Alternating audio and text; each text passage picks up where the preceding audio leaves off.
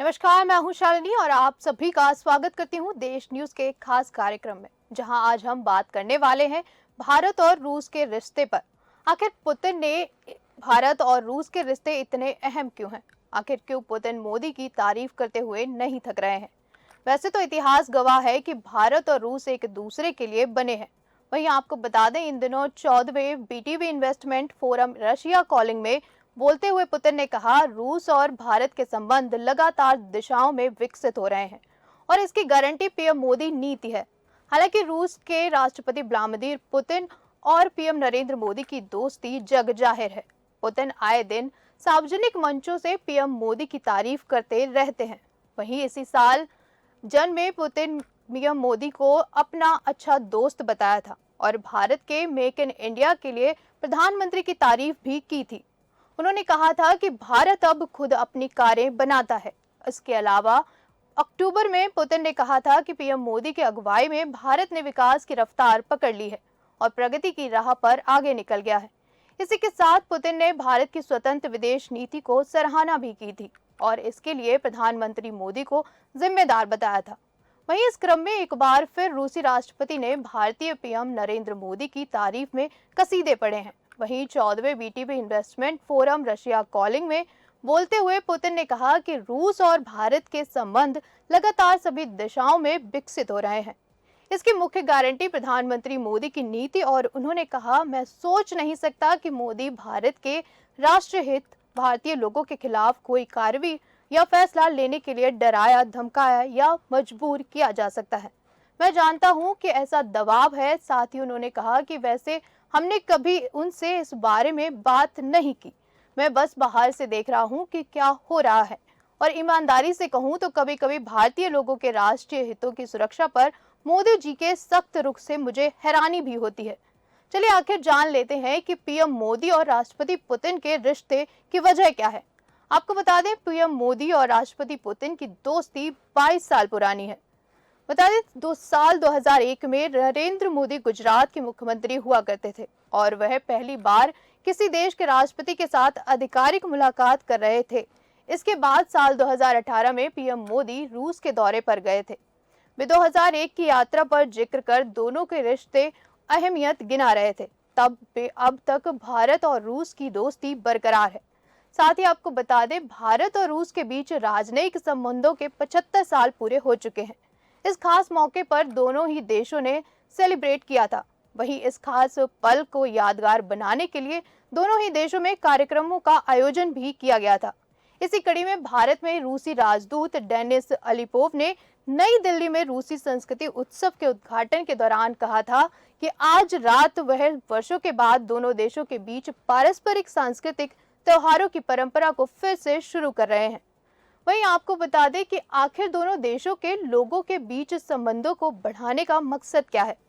उन्होंने कहा कि यह महोत्सव रूस और भारत के राजनयिक संबंधों की 75वीं वर्षगांठ है कि सबसे रंगीन अभिव्यक्ति होगा। साथ ही उन्होंने इस मौके पर हिंदी में एक लोकप्रिय कहावत पर प्रकाश डालते हुए कहा कि दोस्ती से ज्यादा महत्वपूर्ण कुछ नहीं है और इस त्योहार का मिशन लोगों से लोगों के बीच संबंधों को बढ़ाना है। साथ ही बोले थे, रूस के भारत और भारत के रूस से साथ पारस्परिक सांस्कृतिक उत्सवों की अद्भुत परंपरा को फिर से शुरू करना है। वहीं बोले थे कि इस साल हम भारत में डांस और सिंगिंग के लिए 3 प्रमुख ग्रुप लेकर आए हैं। वहीं रूस भारत राजनयिक संबंधों की 75वीं वर्षगांठ पर काफी खास रही थी।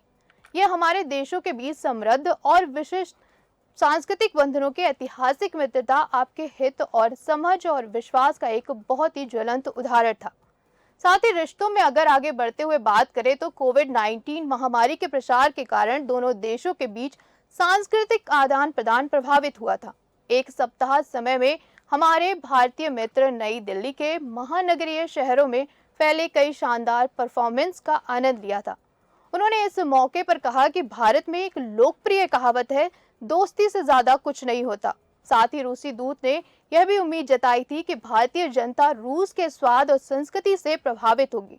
वहीं कुछ दिनों पहले भारत और रूस के बीच यूक्रेन का मसला भी सामने आया था, जिसमें रूस के साथ अपने रिश्ते मजबूत करते हुए भारत ने युद्ध पर अपना रुख स्पष्ट किया था।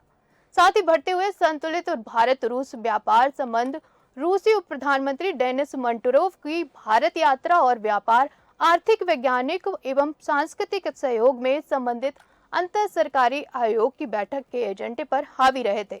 इस बैठक की अध्यक्षता में मंटुरोव ने विदेश मंत्री एस जयशंकर के साथ मिलकर मीटिंग की थी। वहीं दोनों नेताओं ने 2025 के निर्धारित लक्ष्य को पार करते हुए द्विपक्षीय व्यापार में हुई बढ़ोतरी की सराहना भी की थी। दोनों पक्षों ने व्यापार असंतुलन की समस्या पर गौर किया था। बाजार तक अधिक पहुंच एवं प्रतिबंधों को दरकिनार करने के लिए राष्ट्रीय मुद्राओं के इस्तेमाल का आह्वान किया गया था। साथ ही मंटुरोव ने सुझाव दिया था कि भारतीय कंपनियां सड़क निर्माण और फार्मास्यूटिकल्स में क्षेत्र में निर्यात कर रही हैं। वहीं जयशंकर ने कहा कि जब रूस के साथ व्यापार बढ़ाने की बात आती है तो पश्चिमी देशों के द्वारा लगाए गए प्रतिबंधों से जुड़ी चिंता के चलते भारतीय व्यवसायों को अत्यनुपालन से बचना चाहिए। दोनों नेताओं ने भारत और यूरेशियन इकोनॉमिक यूनियन के बीच एक एटीएफ के लिए चलाने वाली वार्ता में हुई प्रगति का भी उल्लेख किया था, जिसकी शुरुआत 2017 में की गई थी।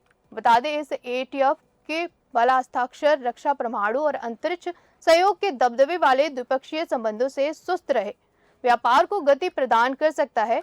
वहीं व्यापार में तेजी लाने और एक महत्वपूर्ण साझेदारी के साथ आयात एवं निर्यात का संतुलित करने का प्रयास जहां स्वागत योग्य था, वहीं इन उपलब्धियों के इर्द गिर्द पसरी परिस्थितियों को अनदेखा करना मुश्किल था। वहीं पिछले साल शुरू हुए यूक्रेन के साथ रूसी युद्ध और पश्चिमी देशों द्वारा लगाए प्रतिबंधों की वजह से रूसी निर्यात में भारी कटौती के बाद मॉस्को ने तेजी से भारत और चीन सहित उन अन्य देशों की ओर रुख किया जो संसाधनों के निर्यात पर लगे प्रतिबंधों में शामिल हुए थे, क्योंकि युद्ध के बाद से रूस ने भारत का तेल आयात करके कुल तेल आवक को 28% तक बढ़ा दिया था, जो कि व्यापार के साथ साथ बढ़ते घाटे में योगदान दे रहा था। रूसी तेल की खरीद से भारत के हाथ खून से रंगे होने संबंधी यूक्रेन के विदेशी यात्रा मंत्री आरोप भले ही इस मामले को बढ़ा चढ़ाकर देखे जाने जैसा था, लेकिन पश्चिमी देशों में जोर पकड़ रही इस धारणा पर ध्यान दिया जाना चाहिए था कि नई दिल्ली इस युद्ध से लाभान्वित हो रही है, खासकर उस स्थिति में जब मोदी जल्द ही जापान, ऑस्ट्रेलिया, अमेरिका और फ्रांस का दौरा करने वाले थे और जुलाई में दिल्ली में आयोजित एससीओ शिखर सम्मेलन के लिए श्री पुतिन अगवानी भी की थी। भारत रूस संबंध के दुनिया के प्रमुख संबंधों में से सबसे स्थिर होने की जयशंकर का तर्क बेहद दमदार था। साथ ही खासतौर पर वैश्विक उथल पुथल और बदलते गठजोड़ के इस दौर में यह तर्क मंटुरोव में गर्मजोशी से स्वागत का आधार प्रदान किया था। लेकिन यह समझ पाना बेहद मुश्किल है कि दिल्ली में मंटुरोव की किसी भी बैठक के दौरान किसी भी भारतीय नेता की तरफ से वर्तमान उथल पुथल और इसके वैश्विक आधार प्रभाव के मूल बारे में कोई सार्वजनिक टिप्पणी नहीं की गई थी। और वह मूल वजह है कि मॉस्को द्वारा अपने पड़ोसी मुल्क पर हमला करने और 1 साल से ज्यादा समय में आम नागरिकों पर बमबारी जारी रखने का फैसला लिया गया था। यह तो दोस्ती की वजह हो गई। वहीं आपको बता दें कि रूस के राष्ट्रपति के लिए भारत अहम क्यों है। हालांकि व्यापार और सांस्कृतिक संबंध में इतर हालिया समय में भारत और रूस के संबंध गहरे हुए हैं। हालांकि नरेंद्र मोदी के प्रधानमंत्री बनने से पहले भी दोनों देशों के बीच अच्छे संबंध थे, लेकिन नरेंद्र मोदी और पुतिन के व्यक्तिगत रिश्ते भी काफी करीब रहे हैं। यूक्रेन युद्ध के बीच भारत ने खुले तौर पर कभी रूस की निंदा नहीं की। इसके अलावा G20 दिल्ली घोषणा पत्र में भी भारत ने यूक्रेन युद्ध के लिए रूस पर सीधा साधा आंच नहीं आने दिया, जिसका कहा जा सकता है कि जाने वाले समय में भी भारत और रूस के रिश्ते अहम हैं और रहने वाले। फिलहाल इस खास